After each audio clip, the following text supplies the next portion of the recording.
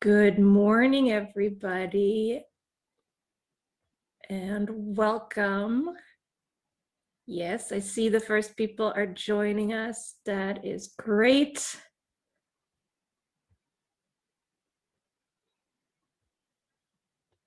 All right, I think I'm going to go ahead and start.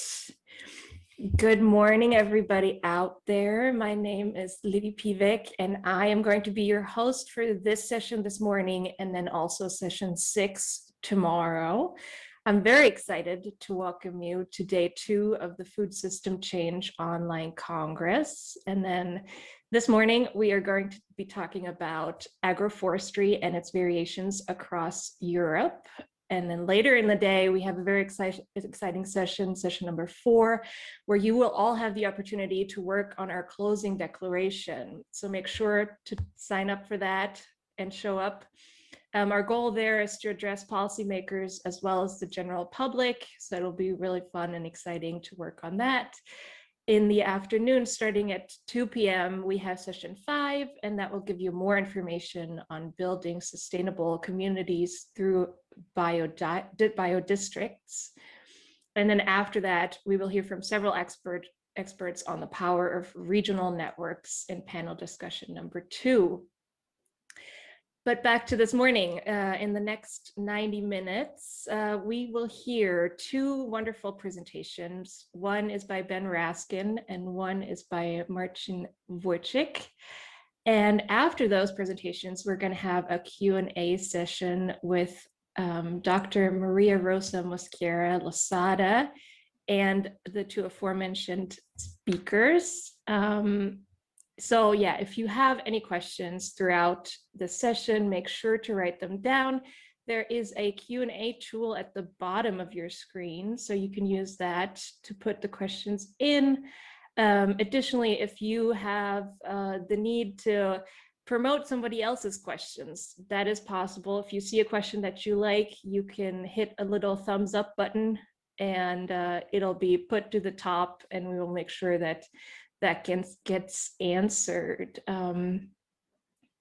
Yeah, as those of you who have joined us yesterday know, there's a lot of additional information to be found on our website, foodsystemchange.org. If you click on the header outcome, you will find an overview of various niche innovations and their sustainability potential. There are also some videos. There isn't one on agroforestry, but there's some on other niche innovations. So be sure to check that out. And then I have a little overview. Let me see if I can share that with you.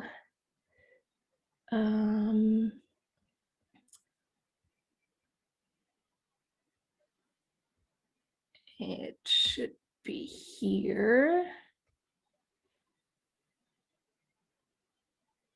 Okay, so yeah, just so that everybody is aware, it's loading. Here we go. Okay, so yes, you for the moment will not be able to speak. All cameras are turned off and the microphones are turned off as well. Should you feel the need to say anything, you are able to hit this little raise your hand button. And then we will get to you in the discussion part, but please be aware that this session is being recorded. So if you wish to not have your face or your voice featured in a recording, then write your questions in the Q&A tool and we will read them out for you. If you have any questions for the technical aspect of this webinar, please write them in the chat and we will make sure to figure that out. So that should work out well. Hang on.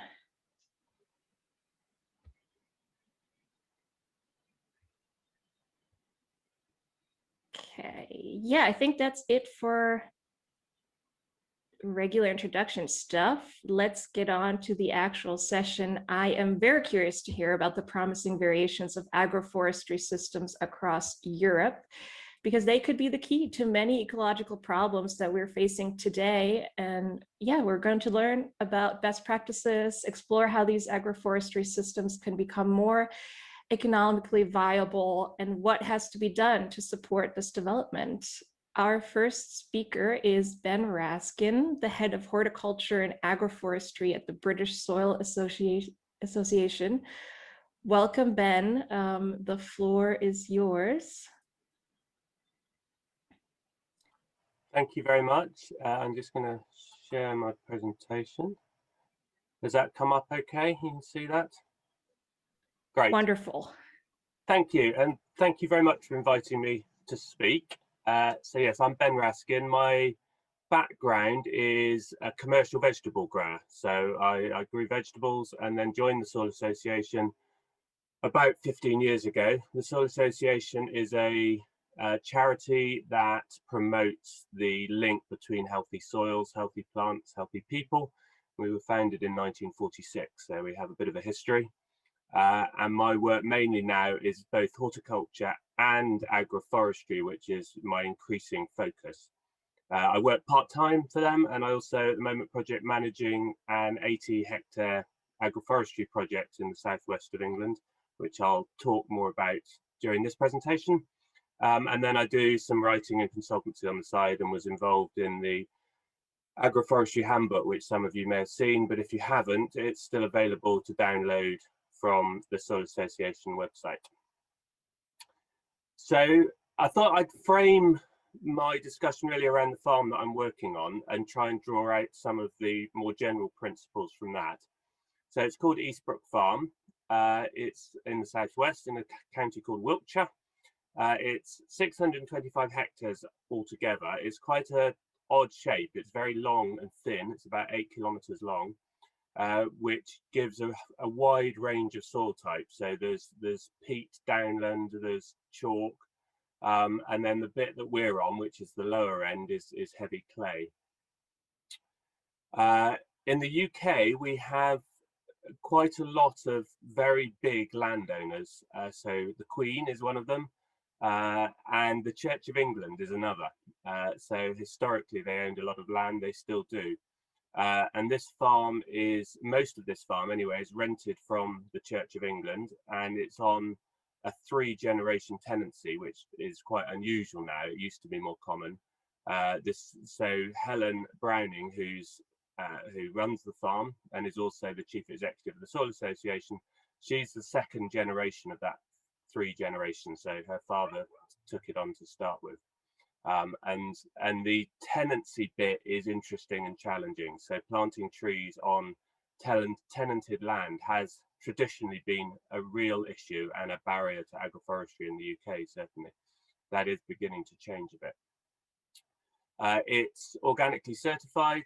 So Helen was one of the early pioneers of organic farming in the UK, and converted most of the farm in the 1980s, and has worked with the Soil Association in various guises alongside running the farm. The main enterprises on the farm are arable, dairy. So there's 2 quite large dairy herds. Beef.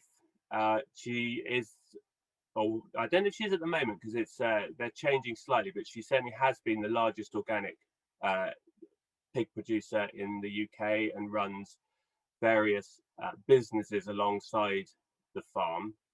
They've sort of tried their hand at a lot of things on the farm as well. They had a lot of sheep. At the moment, they're also contract running another farm where they've moved the sheep to.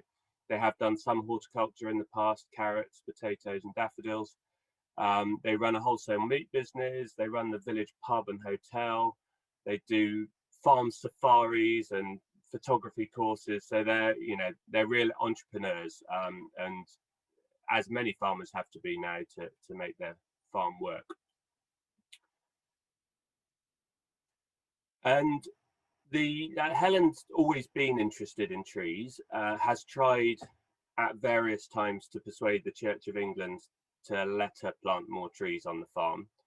But about 5 or 6 years ago, her father died, and she inherited 200 acres of land that are next to the main farm. And effectively, that's given her the opportunity now to implement some of the agroforestry on those 200 acres or 80 hectares. And her motivations are, I mean, they're multiple, but one of the big ones is around climate resilience. And that's around soil health and resilience, understanding that the increasing pressures of the erratic weather we're getting, climate change and the change in temperatures, means we have to try and provide some buffers on our farm. The business resilience, as you can see from the previous slide, she's always got a lot of things going on, and is not afraid of complexity in farming. And I think that's really important. I think complexity is resilience. It makes life a bit more difficult, but it does make it more interesting. And if something goes wrong, you haven't lost everything. Animal welfare is another big driver for Helen, and trees obviously have a huge role to play in improving animal welfare, biodiversity, and actually she just loves trees, as we all do, I'm sure. One of the challenges obviously is paying for it. So trees are expensive. You have to buy the tree and the stake, and you have to pay someone to plant them, and you have to pay someone to look after them, or you have to do it yourself. So it's not easy. And particularly in the UK, where we've had a more recent history of ripping trees and hedges out, they're seen often by farmers as a problem rather than as a resource. So there's bits of Helen's farm that would have had a lot of fences in, and I'll show you one slide. But over the years they've all been ripped off. To replace them all in one go financially is very difficult. There are some grants available for woodland creation and for hedgerow restoration, but mostly not as agroforestry. There's been, until very recently, there's been no government support for agroforestry as such, and it hasn't been very well understood in the UK. I think we're behind other countries in that respect. That is changing now. Much as I am not a supporter of Brexit, one thing that it has led to is a big review of our farming support system. And one thing that's coming out of that is a real enthusiasm about agroforestry, which is really positive. We'll wait and see what that turns into. So historically, farmers effectively have been paying for most agroforestry. So it's been the real sort of pioneers and enthusiasts that have taken that on. I'm really interested in community links and community agroforestry, and how groups of people can come together. Often farmers want trees on their land, but they don't necessarily want to have to manage them or understand how to manage them. And bringing in new entrants or community groups to share those enterprises and to manage them, I think has got real potential, and is a great way of linking our communities more with their farmers. And again, I think in the UK often the farmers are quite detached from their local community in some ways, not personally, but in terms of how the business operates. They grow commodities, and the commodities are shipped off to somewhere, and there's no connection between that food and the community. And this is potentially a way of changing that. So I'll just run through quickly what we're doing. This is the 80 hectares that I mentioned. It's a sort of odd shaped thing. There's a stream that runs all the way down the left, actually runs there and then down through the middle of that, which is a lovely stream, and we see herons and kingfishers and things. It's great for wildlife, and there's some areas of woodland down at the bottom here. So I started work with Helen in May 2016.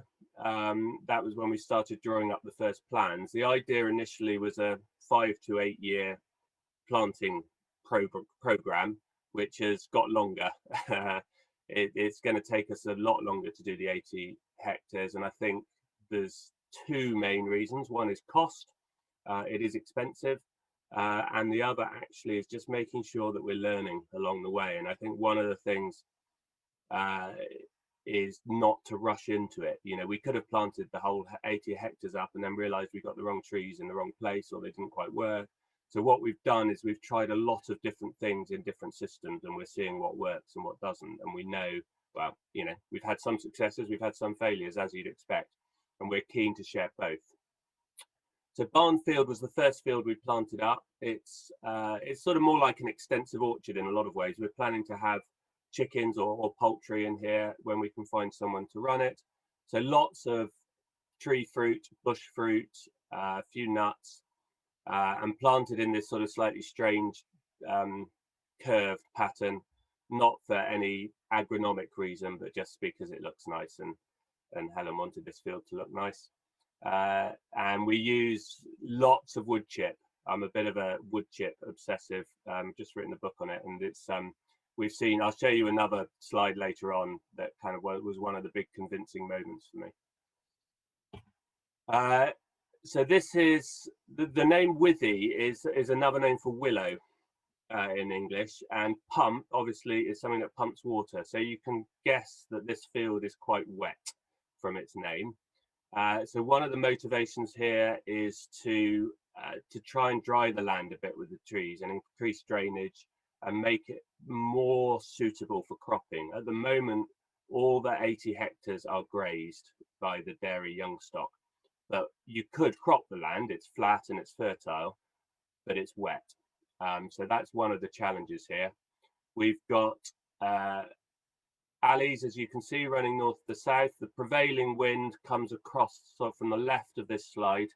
So we're providing shelter for the livestock. And we've got mainly perry pears, which are a tiny little pear that you use for making pear cider. So you make an alcoholic drink from it. It's traditional in Gloucestershire and Somerset, Herefordshire, the west of England. And we've interplanted those with willow and alder, which we'll coppice.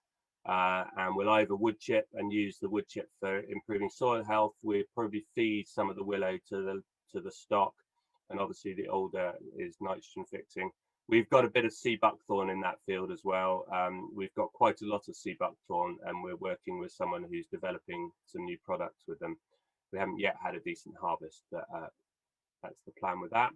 The spacing in these fields is 27 meters between the rows of trees. And the idea with that is that if you take off 1.5 meters at each edge, you have a 24-meter strip, and 24 is divisible by 12, 8, 6, 4, 3, 2, which means you can use any machinery between those rows. It pretty much, you can work out how to fit it in. So if we do go down the route of cropping it, we can use the machinery, and we've got nice big headlands at the end to turn that around.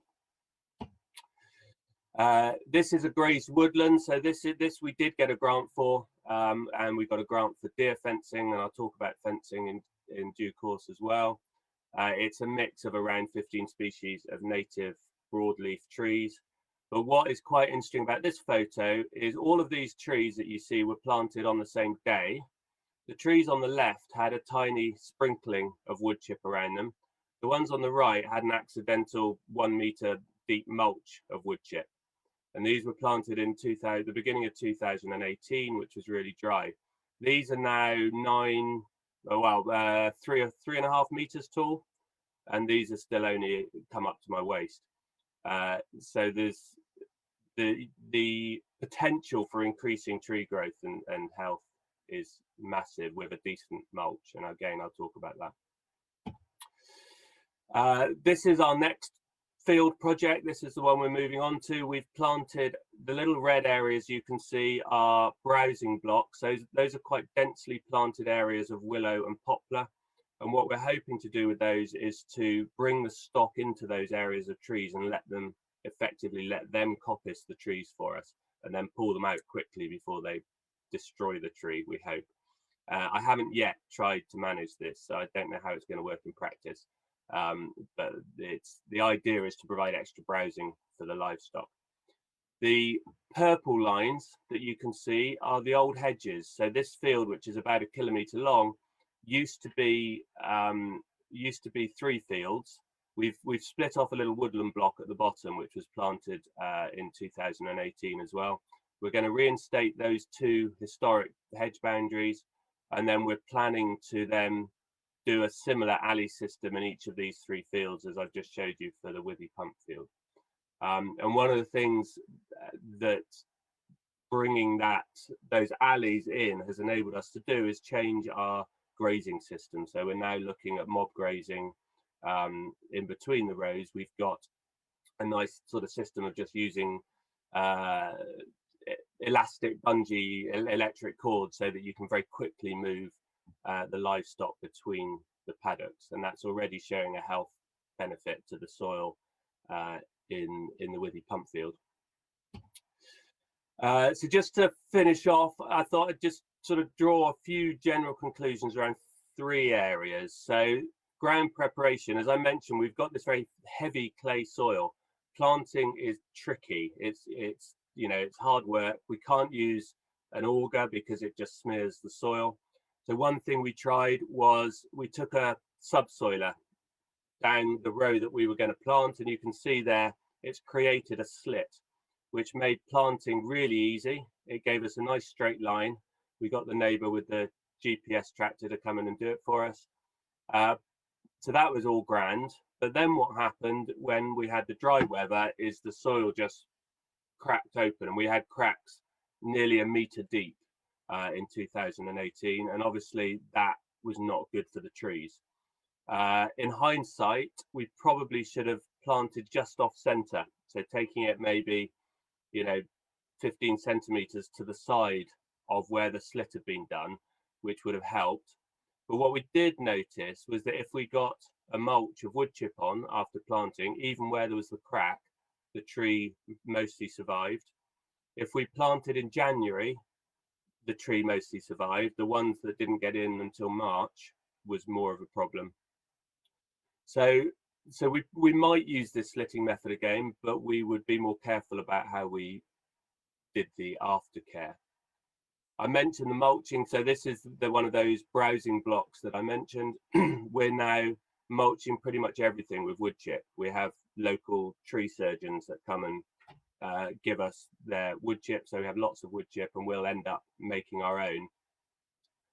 There's some really quite compelling evidence about the long-term health benefit to a tree of an early, not just good establishment and weed control, but actually the soil health benefit that wood chip brings as well, around feeding soil organisms and the increased carbon in the soil. So although it's quite expensive to, even with free wood chip, it's quite expensive to mulch with wood chip, we've seen much better establishment than when we've just used a mulch mat.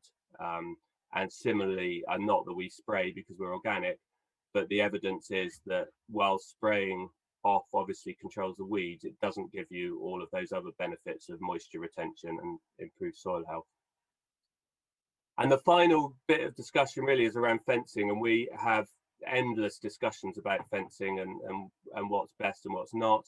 A lot of it comes down to weighing up the cost of it versus the benefit. So on the alleys, we've got single strand electric fencing. So this is mains electric, 10,000 volts. One strand with then tree guards to protect against the small deer and the hares, which we have quite a lot of. It works out at about £1.20 a metre. So it's much cheaper than other fencing. But obviously it's still a lot of, you know, we've got kilometers of fencing on this. If you imagine each of these rows is 400 meters long. So, you know, that's 1 kilometer virtually of fencing just for one row. So it does add up even at a relatively cheap per meter cost. The other issue you can see here is this is where they're grazing. They stick their heads a little bit under the fence, but at the moment we've got this strip between the wood chip and where they graze. And next time, I think we'd actually come in a little bit closer. We might only leave 1 meter or 1¼ meters rather than 1½ to reduce that strip of unmanaged grass. Although, you know, it does have great biodiversity benefits when all the weeds come up and flower and seed. We've also used deer fencing in some areas, but, you know, that's much more expensive. That's around 14 times as expensive as this fencing. So we've mostly only used that where we've got a grant to cover it. Okay, Ben, sorry. That's it. I'm done. Wonderful. I'm done. Thank you. Just in time. I was just gonna ask you to wrap up. Sharing. Wonderful. Thank you so much. Yes, thank you for sharing your approach to the agroforestry agroforestry system. Again, if you have any questions for Ben, please make sure to write them down in the Q&A tool. I see some already, so good job, guys. We will now travel to Poland with a presentation by Marcin Wójcik. He is a farmer in the low bedskin mountains of Poland and also a pioneer of silvopastoral agroforestry. So Marcin, you may start your presentation. Hello, my name is Marcin Wójcik. I'm from Poland. I live in Beskid Low Mountains. It's very close to Slovakia border.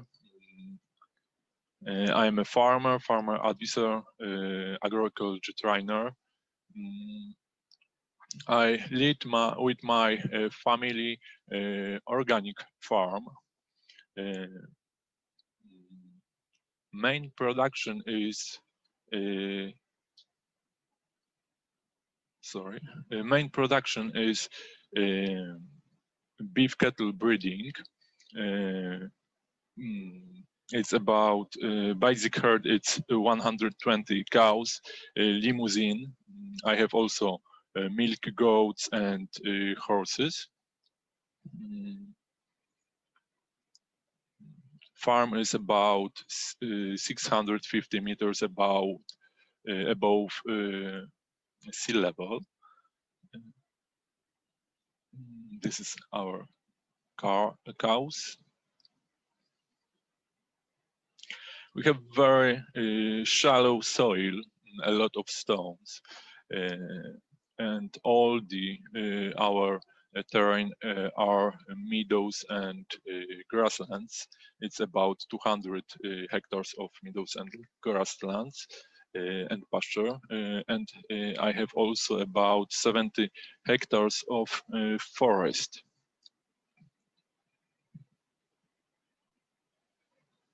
You can see how it looks like in my farm. Why do I plant trees on my farm? Because additive production, because of biomass, fodder, fruits. I sell wood from my farm, and I'm going to also get some biomass to make some biochar and etc. So this is the reason why I plant wood on also on pastures. Because of protective goals, soil protection, waterproofing, ecosystem stability. The waterproofing is also about water keeping, not only to get better. It's to keep water and to get a better quality of this water. Also, the next reason is that I'm making living pasture infrastructure. I mean fences, wind and sun protection for cows, and living brushes for the cows. And what is very important for me is climate mitigation. This is my farm from the air, and I would like to show you how it looks like. So I have this yellow part is wooden large plantation, Silvopastoral large plantation. These green pieces are silvopasture pastures. This red one is orchard. These blue ones are wind block shelters, wind shelter belts. I can say that I have transformed wooded area on my farm, forestry plantation on pasture, hedgerows and shelter belts, orchard pasture, and fence posts. This is this is again an example of transformed wooded area close to the stream. I have also transformed wooded area in upper parts of my farm, and this in the middle, these two trees without leaves, these are wild pears. I also start plant wild pears to get some better food for cows in autumn. When the grasses quality of grass is going down, the cows also can eat this small pear. This is my large plantation. I took this picture because you here on this lower part where there are no trees, you can see what can do the beavers can do. They cut down almost all large trees. This is only small part of this pasture because it's going forward in the to the right. These are my living fences posts. I use it for electric fencing. I use mainly crash willow and goat willow. And I also use posts from willow for net. Here were pigs and we use net and electric fence lower in the lower part. Yes, and this is also a goat willow. Willows in Poland are very historical and cultural. Take a great place in this area. This is not my farm. This is white willow in somewhere in Poland, and I'm going to make a post fence which will look like this. And this is my plant orchard planting in 2018. I plant about 250 different species, 36 different species of trees, old species of apple, pears, and cherry and plums. Because old species, because they are growing very tall, and the corn can start at above 2.5 meter, and cattle can graze the pasture under them. The rows are 12 meters is between the rows, and 10 meters between each tree in the row. This is the next pictures.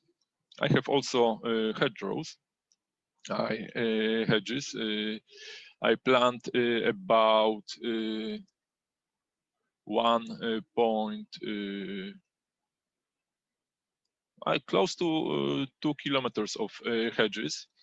Mostly it's hawthorn, but I also have about 700 meters of hornbeam hedge. Last year I started to make multi-species hedges from different species. I plant hedges to in the place to replace fence from bob wire fence on the concrete post. So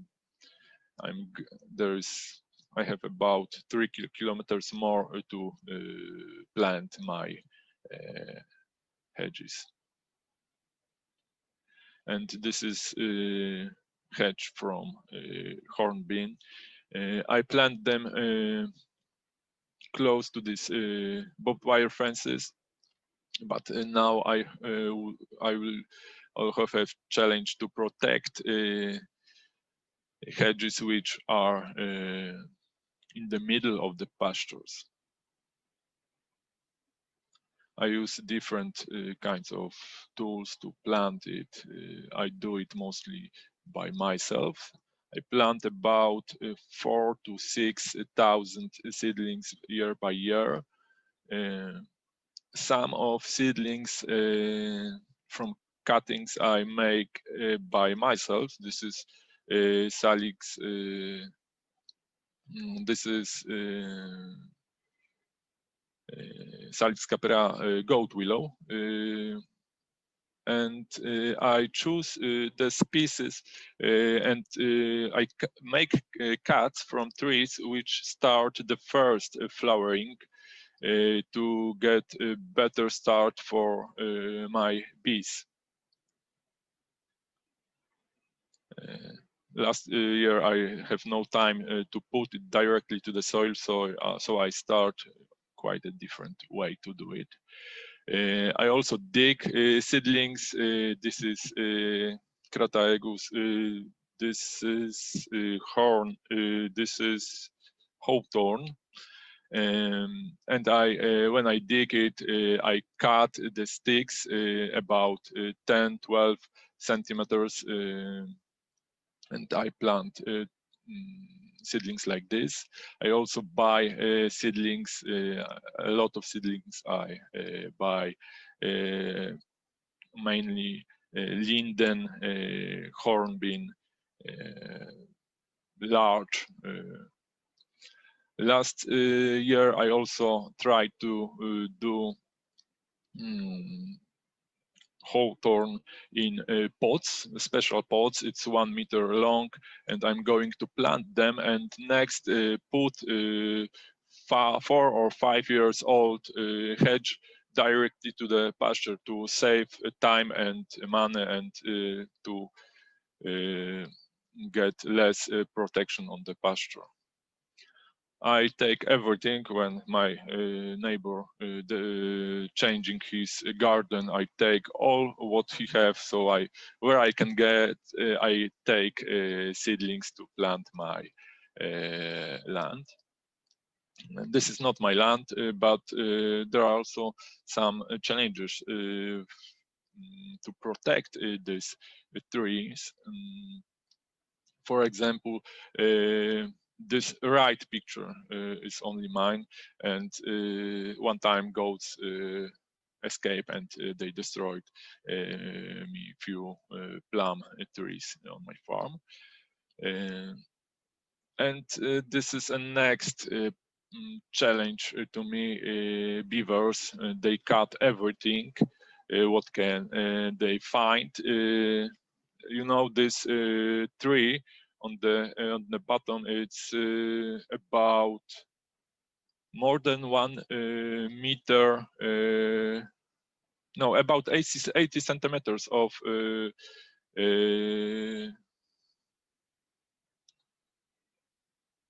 wide. This is not also my farm, but I try to do it like this to not to do situations like this. This is from my farm, and here it is on hawthorn, but it's not problem on hawthorn. It's problem on my apple trees and my pears. I lose 1 year because of this animal. I use also different ways of protecting trees. When there is only one tree, I protect them individually. We have also an Polish Agroforestry Association. I am a member of this association. We try to do something to put agroforestry to the main way of thinking in our policy. You can find more information on agroforestry.pl website. Some big challenge for me is also to make farmers association to farmers society to integrate farmers, to build farmers community. Okay, to build farmers community. We try to do In Poland, people are very individual. There is a big challenge to integrate our working, and sometimes I feel like this fish in this glass. No, and but we try. We start Pasture Cattle Breed Association. This is a new logo. We start 2 years ago. So we have different aims in our association, but it's first of all it's access to the market, because it's a big problem. Community building, quality of products. We start to grass-fed system making. On my land there is about 160 different kind of plants, species of plants. This is natural meadows, and this is the way of thinking to sell and market our meat. This is my company. Name also Oikos, because 8 years ago it was impossible to sell my meat directly from my farm. Now it is possible, but company is working, and I cooperate with other farmers to sell our meat. The latest innovation, it's biochar. We start also research with university add biochar on our meadows. And I'm going to get material to make a biochar not only from the forest but also from agroforestry. This is not a picture from my farm, but in this year I also start I make cutting from poplar, from Populus hybrida. It's Euroamericana poplar. And I'm going to make a new plantation, Silvopastoral plantation on my land. I also take water from birch and take flowers from linden to myself use. And I also plant linden because of bees. On the edge of my farm, I planted a few years ago 3,500 of linden for bees. This is here I would like to show you, because this is only a part of my farm, and you can see here hornbeam hedges and Robina pseudoacacia. I tried to do it. I was thinking about 2 years about this, and I tried with this species. Ulmus, I forget English name, and here is my orchard. And I start intensive rotational system. I implement it to my farm, something like holistic management, but you know, I take only some parts of it. And in this year, I will start to divide these pastures for the smaller, not only by electric fence, but also by the trees. And I will do it by key lines to keep water, because in these upper levels I have problem with the water. Thank you for your attention. Here are my also contact. If you have any question, I'm open to talk. Thank you very much. Thank you, Marcin. Thank you for this very informative presentation and these beautiful images of your farm, if I may say so. Very, very nice. Thank you very much. Yeah, if you have any questions for Marcin, also put them in the chat, or not in the Q&A tool, sorry. And then, yeah, we will move on. Joining us to provide even more information on agroforestry is Dr. Maria Rosa Mosquera-Losada from AFINIT, the Agroforestry Innovation Networks. Welcome and thank you for joining us. Maybe I can start by asking you to tell us more about the work and goals of AFINIT. Yeah, well, AFINIT, I think, was was a thematic network paid by the European Union that aimed at understanding why agroforestry is not currently spreadily used in Europe, in spite of the large advantages that it has. It involved 12 partners from 9 countries, and included also the European Agroforestry Federation as a way to promote agroforestry within the policy work. We joined over 1,500 people all over Europe. So it's a network that is currently working in spite of the project has been ended. Through the social media, we release information quite frequently there about new technologies and new policies that can be linked to agroforestry in the different countries. So I invite you to join us in the AFINIT network. But I think the key aspect of this project was to integrate farmers with researchers and policymakers and ask them important aspects. So the main one was, what are the main challenges you have to improve the use of agroforestry across Europe? And they defined 4 different challenges. One is economic. They say they need to know how the fundings could be reached. The second one is technique.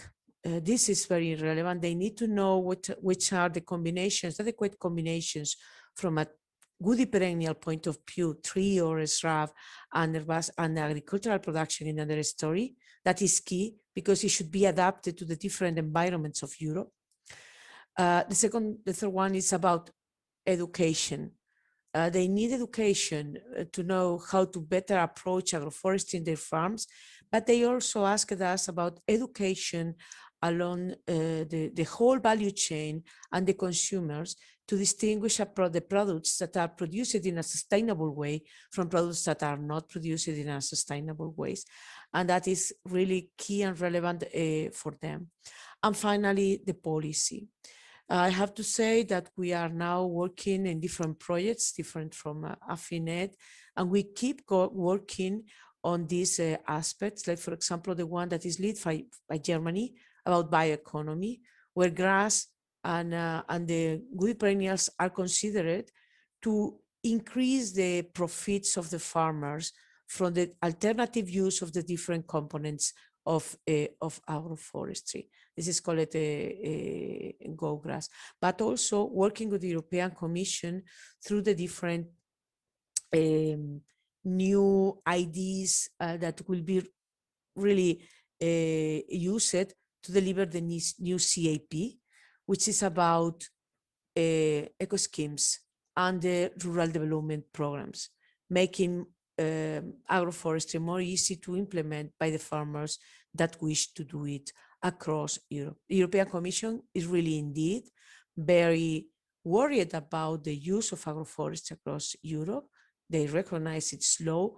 They want to spread because it's a type of farm system that is able to reduce the impact of climate change and increase adaptation of our crops to the forthcoming climate change. So and I think that just to end, that AFINIT has now a continuation in another new project, which is called Agroecology for EU, that has been started at the beginning of this year, we are working in a strong collaboration with the European Union.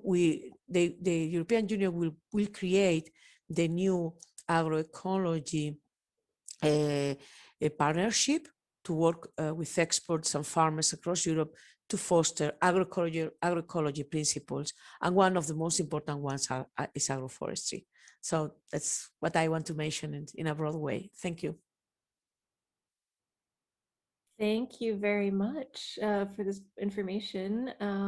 I think we have a question that sort of relates to this. It was from the Q&A tool, and someone asked this to Marcin, but maybe we can open this up to everybody. They say your work looks great to me. I'm sure that applies to everybody and not just Marcin, but they're asking, do you get any assistance by the EU specifically? I get some information, but in fact, my background is by education I am a forester. Mm-hmm. So I have a quite big knowledge of it, and in fact I try a different method by myself. For example, when I cut hawthorn, I try 6 different methods to get one which will be the best to make fence without any other protection, and this 6th one I start to implement on the fields. And I also don't get any help from our government, in this year maybe it will start. There will be some money for shelter belts and for bufforian zones. But we was fighting to get this about 3 years, writing letters to the government, etc., and it was quite long. And agroforestry, in fact, could be support in maybe in next year it will start. We are working with our Ministry of Agriculture to do it. Okay, wonderful. Maybe a follow-up question to Ben. You talked a little bit about Brexit affecting how wildly supported agroforestry is in the UK, and you see a change coming there. Maybe you can elaborate on that and yeah, explain if you see any potentials for the EU. Yeah, so historically the UK government didn't take up the options under CAP to support agroforestry because they said they didn't see the demand, but then they didn't promote the demand either. So chicken and egg.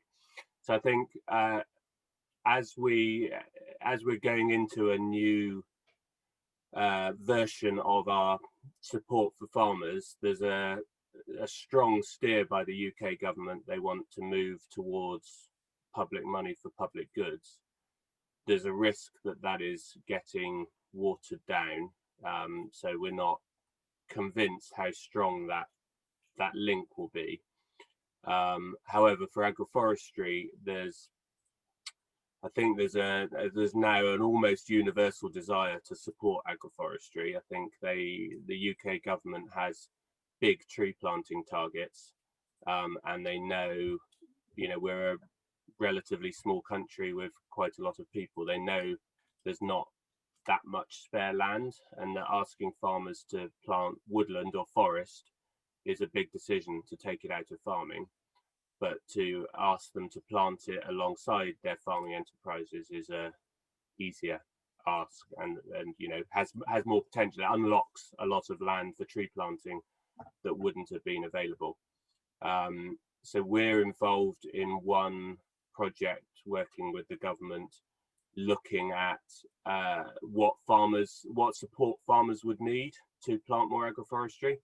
So the new scheme is the Environment Land Management Scheme. So we're on a 2.5-year project working with a number of farmers around the country. This is just in England, incidentally, and one of the complications is we have so agriculture is a devolved matter in the UK. So England, Scotland, Wales and Northern Ireland all have slightly different approaches and the freedom to implement it. So Scotland historically has been better at supporting agroforestry, but that's changing. So yeah, we know that the two main barriers are cost and knowledge. So it's understanding, you know, what would make the difference between a farmer who's interested in doing it but hasn't done it yet, cross that boundary, and what, you know, I guess almost more importantly, the ones that have either looked at it and rejected it or haven't looked at it at all. You know, is that purely a financial decision, or is it actually that we need to do more work in sort of, you know, sharing the benefits of agroforestry? But I think change will come. But the other problem is we've spent so much money on Brexit, we haven't got any money left anyway. So I don't think there's going to be a lot of money coming to farmers for it. I think it's more likely that we'll see private money coming in, and you know, that's great, but there is a risk of unintended consequences there as well, potentially. So it's interesting times. Okay, certainly, certainly. Maybe I can actually, I mean, I don't just want to talk to you, of course, but maybe I can follow up. I know you're also working with community supported agriculture, which is another topic that we're talking about in this Congress. Do you see potential there for people to get together and do this together? I do, yeah. And we're, I mean, again, you know, for all the horror of Brexit, there are some positive things coming out of it, and one of them is a sort of rediscovery of local community, and obviously COVID has contributed to that as well. And you know, we've seen the number of community supported agriculture farms increase by 50% over the last year. Historically, that hasn't been so much with trees, but I think, you know, there are some fruit CSAs and there's 1 or 2 woodland CSAs. But I think there's a massive opportunity. And I think one of the big things is that trees don't need constant care. You know, they have periods where you need to go and look after. You might need to prune them or harvest them, but you know, they're not like a vegetable that needs to be watered every week or, you know, cared for the same. So they really suit themselves to community groups who can come together maybe 4 or 5 times a year. You know, there's something quite symbolic. People love planting trees. They love being associated with trees. So I do think there's a really big opportunity with that. And it would be nice to move it from you know, just planting a community orchard or planting a symbolic tree to making it something more commercial, and the community group actually having a financial stake, you know, in the success of that tree or group of trees. Good. I see Rosa nodding. Do you want to say something to that? Do you agree or? Yeah, for me, it's essential to have this kind of increasing knowledge from these examples that Ben has made in his presentation. Just yeah, awareness is one of the main important topics. People is now more aware about environment. This is key for all of us. Everybody's noticing that climate is changing. That is not that a lie, that is true. So people is worried about, but the power is in the consumers. They should know what they are consuming. And for this, any type of action that is symbolic or moving on that direction would be more than welcome. But I think we have to move forward. And I made some comments and questions when I read, I hear the excellent presentation that we have from Marcin and from Ben. Yeah, I mean, when you make, for example, any kind of activities, are you thinking about what are the possibilities of the woody perennials from a profitable point of view for the farmer? Because this will help us to convince a lot of farmers to move on that direction. For example, to create or develop, I don't know, biogas or compost or fertilizers, or moving towards the textile products because cotton is causing a lot of contamination. And these are new alternative bioeconomy based products that I think we have to investigate. for more, even there are the awareness is increasing more and more from the farmer side because they see the problems they have from environment point of view. The main thing is if there are still some of them that receiving fundings of the CAP, they are happy with the type of conventional farming that they are doing. But if we can convince them by increasing the added value that they can get from the woody perennials, I think that is key to move forward to the expansion of agroforestry across Europe. I don't know what's the opinion from Ben or Marcin with regard to that. Yes, if I can. 2 years ago, when in December, when we made to make our association, I was talking with other farmers to make a clear vision, a common vision of our association, and I was talking about, biodiversity, about planting trees, etc. And guys told me, look, first of all, market. You have 110 cows.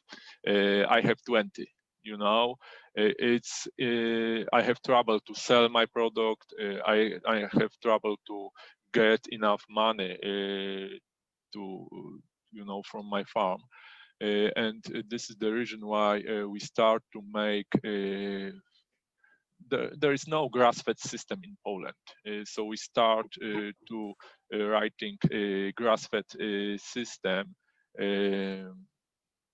and I sell my meat week by week. I make about 2,000 kilometers to sell my meat. I make about 500 kilograms per week, and I make 2,000 kilometers to big cities to sell my meat. And this way of thinking of people in bigger cities is changing in Poland, but in the smaller, it is hard to get better price for grass-fed organic beef. And I think that when we will can show, there was also a question about zero or minus carbon emission from farm. So we start. My farm is a study case in AgroMix project from UA, from Horizon 2020. And we will check if it is zero or minus. I think that it's minus because of quantity of trees, and rotational system, because I have rotational grazing system with electric fence. And when I will have it on the paper, I will show my customers, look, my beef is good for climate, and we're trying to put more attention to the local market also. We try to change this way of thinking that only people in big cities can eat good food, because they have better income. There's a lot of challenges, but I think that the biggest is to make farmers communities because communism in Poland destroyed collective work, and I think that this is one of reason why I told that why people in Poland are so individualists. Everyone work by himself. Everyone is one, and I feel it also in these different projects, because, for example, in fact, grass system in our association I write by myself, and I'm trying to do a lot at once, and I have no support from I I think from anywhere, Yeah. maybe some researchers can help from time to time, but in fact, it's difficult to build this community. Yeah, it's not easy, I think, across Europe. It's not only in Poland. It's difficult because it has to be based on trust, and trust is not easy most of the times. I just want to mention that, yeah, I mean, there are two ways of increasing the value of the trees within the farm. One is, yeah, with the new products through the bioeconomy, textile, etc. But there is another important issue. It is the value that farmers get value for the ecosystem services they deliver. Now the carbon has a value. We are going towards the climate neutrality in Europe and to make farms carbon neutral. They probably have to do some offsetting carbon projects. So there is another opportunity there that it is said that even they can sell the excess of carbon they have from a carbon sequestration point of view, which is key from a climate point of view. So I see these two opportunities in the near future to convince most of farmers to go through to implement agroforestry. One is because they get products and therefore money from the trees they have with any type of products. Could be liquor. There are very good examples of that. Trees, orchards are really relevant for that, fruit trees, etc. And on the other hand, with the carbon neutrality aspects that all farmers have to fulfill. And if they don't fulfill it, they have to buy carbon offsettings from another farms. So I see that in the near future, or at midterm, we have farmers have the opportunity to implement agroforestry in a market way, as they say, market and money. Yeah. Okay, thank you very much. Can I just add a couple of points? Because I think obviously that's all right, but I think there's also, for a lot of farmers, building a new product or taking on a new enterprise is quite a big step. And obviously the public carbon credits, all of that is still uncertain. And I think certainly in the UK, the two easiest wins to persuading farmers are, one, to show the benefits to their existing enterprises. So, if you can increase your live weight gain on lambs by 10%, or if you can reduce your mortality by 20%, those are very immediate financial benefits to the farmer that you'll get quite quickly with some tree planting. And that, I think, is an easier sell than, why don't you set up a new enterprise and you've got to suddenly learn how to be an expert nut grower or something. I mean, some farmers are up for that, clearly, but for a lot of farmers, that's a big step. And I think the other slightly easier win is to look at on-farm markets for your woody products. Is that extra browse for the animals? Is it fence posts? Is it wood chips so that you don't have to buy straw in for the bedding? So there's quite a lot of on-farm markets, as it were, Mm-hmm. which are easier. You don't have to sell them because you're the customer and the producer. So I think while of course we have to look at all of those new products and new markets as vital, I think for a lot of farmers, certainly in the UK, and a lot of livestock farmers who are struggling at the moment, I think the easier way to persuade them to plant trees is actually looking at those very direct financial benefits to their farm business. Yeah, I fully agree with you, because animal bedding is an important issue because it costs, so they avoid cost by using them in a proper way. I fully agree with that. But we have to take into account there is a movement, at least in Europe, towards the carbon neutrality. And this has important aspects. For example, the carbon offsetting projects are already currently established by all the ministries in the world, but they don't connect it to agricultural land, they connect it to forest land. But the system, how to work and the recognition of this by the Kyoto Protocol is already established.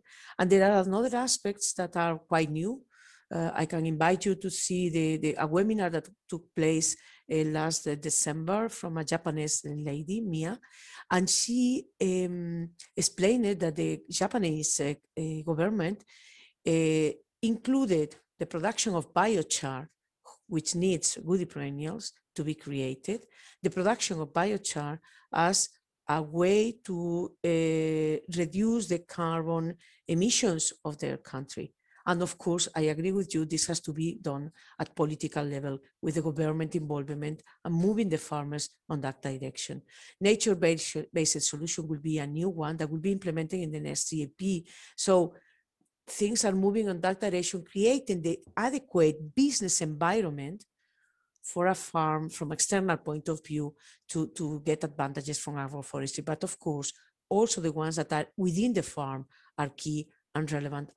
As you mentioned, more immediate because the government is not yet establishing this adequate business environment. Yeah, thank you. Thank you for the comment. Thank you. Okay, wonderful. I think we have several questions from someone called Gina. I don't know if you want to raise your hand. I'd be more than happy to give you the possibility to speak. I don't know if you're interested in that. If you're not, I will happily read your questions. But if you want to talk to our speakers in person, just click the little. Oh, okay, she is not able to talk right now. Okay, so I will just read out some questions. I think these were for Marcin mainly. The first question is, do you use rotational grazing? And if so, what kind of fence system do you have? I think you talked a little bit about this in your presentation. Yes. I don't know if you want to very quickly sum that up.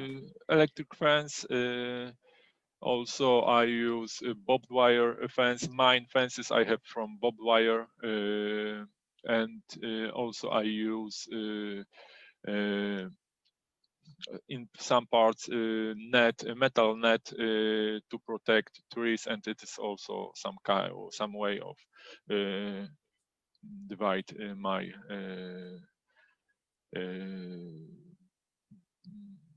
pasture for small cells for rotational grazing, and I hope it will be only a tree, trees and electric fence, which will defend which will divide my land. You know. Mm-hmm.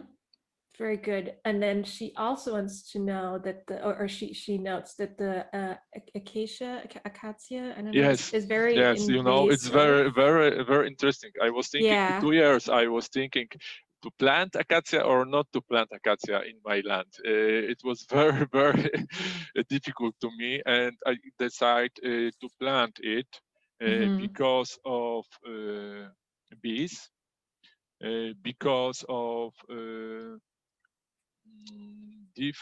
because I can get a good wood.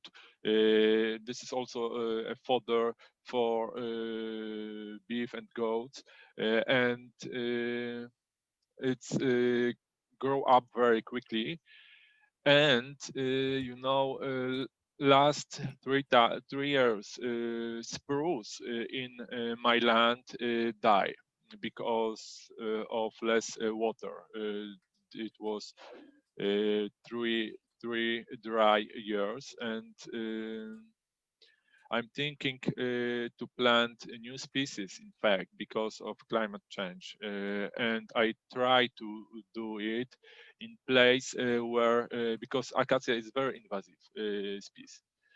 So I plant it on pasture where the cattle are on the both of side of these trees. And if something will go wrong, I will just take. I also am. I am a lumberjack also, so I will cut it and I will put the cattle, and cattle will destroy acacia immediately. You know. So I don't afraid to plant acacia in my land.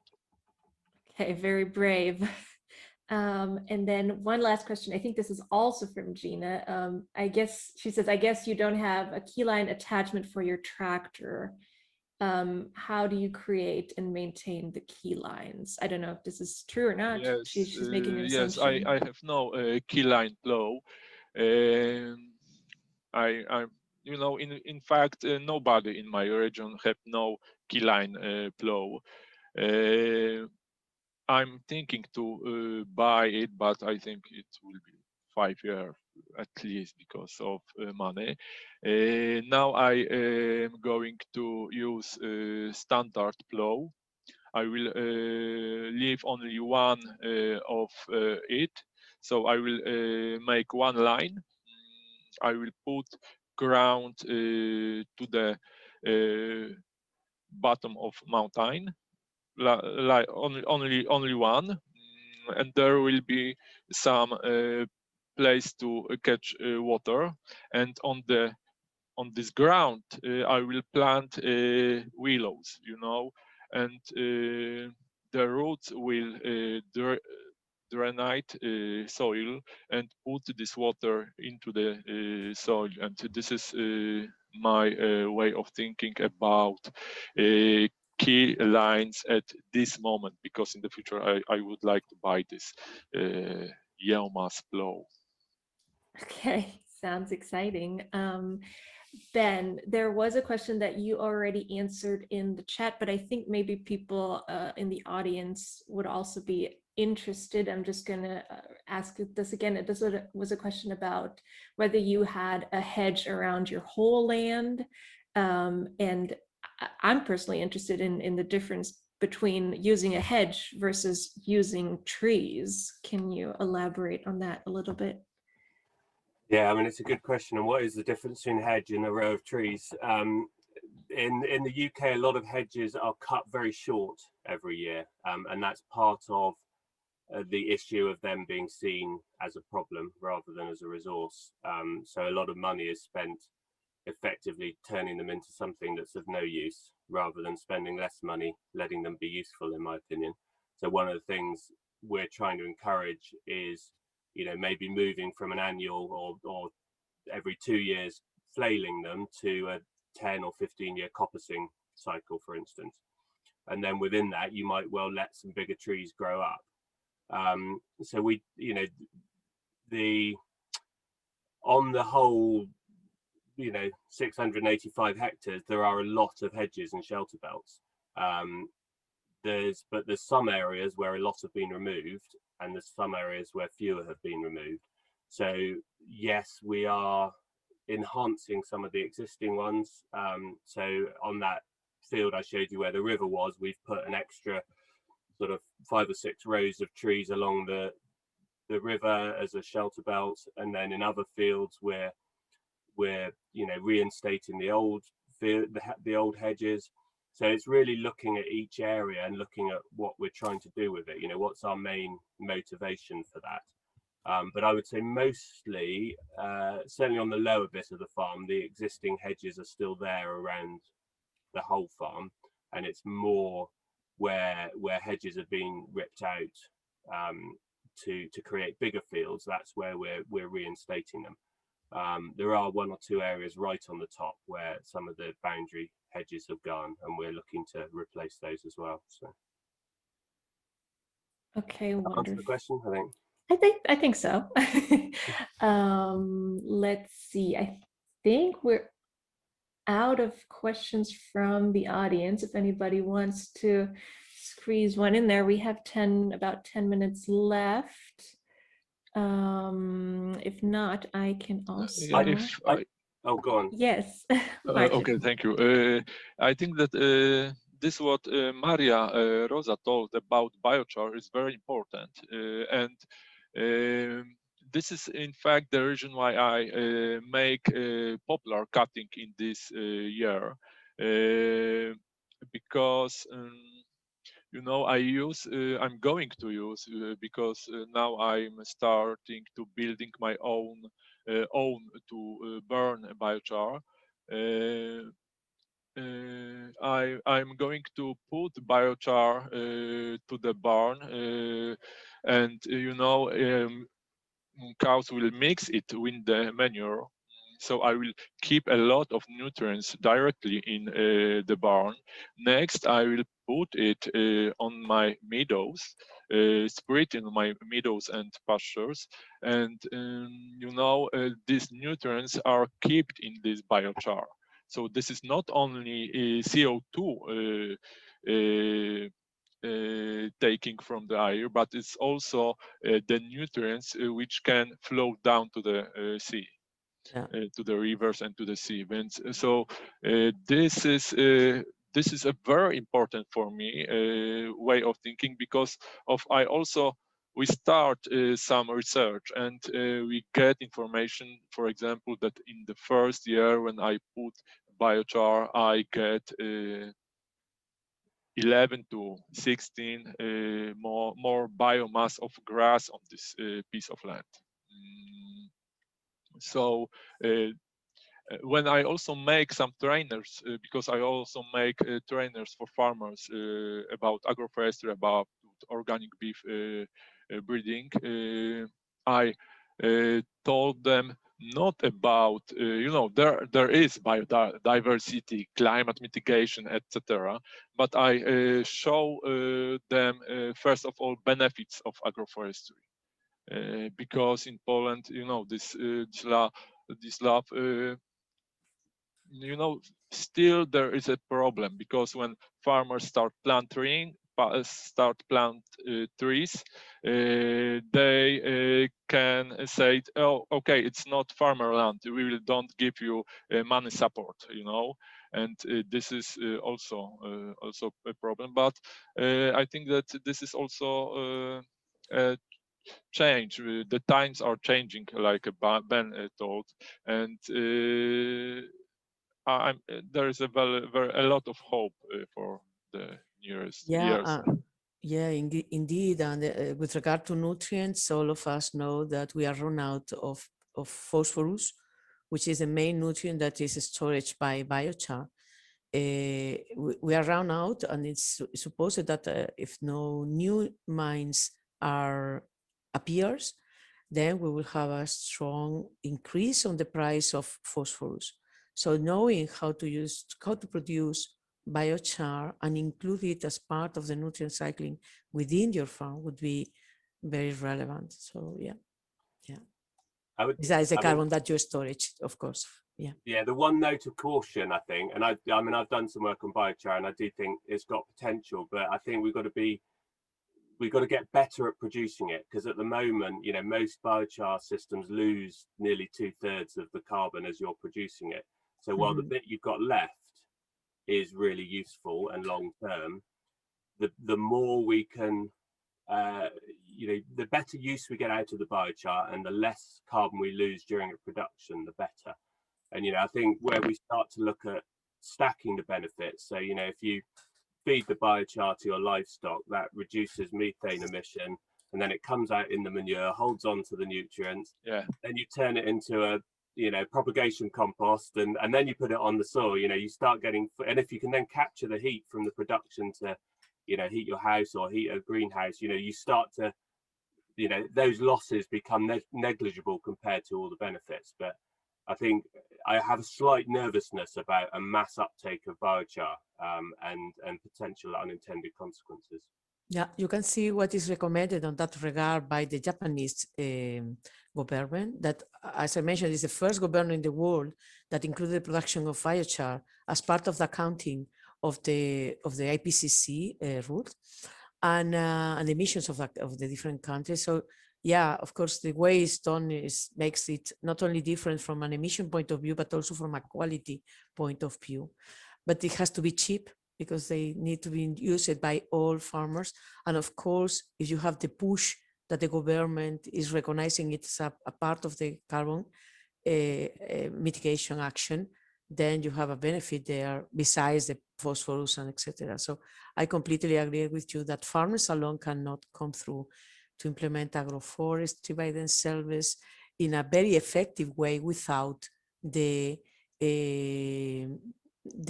governments, meaning that they could do it in an effective way, but it can be more effective if they join efforts with the governments and policymakers. Okay, wonderful. We should definitely keep that in mind for the next session where we try to write down all our demands. So that's a good point. I left you the link to the Oh, wonderful! Yes. to the webinar. It's in English, and it's done by Ayaka Kishimoto or more, and then you can just have a look to it if you are interested to see this new approach.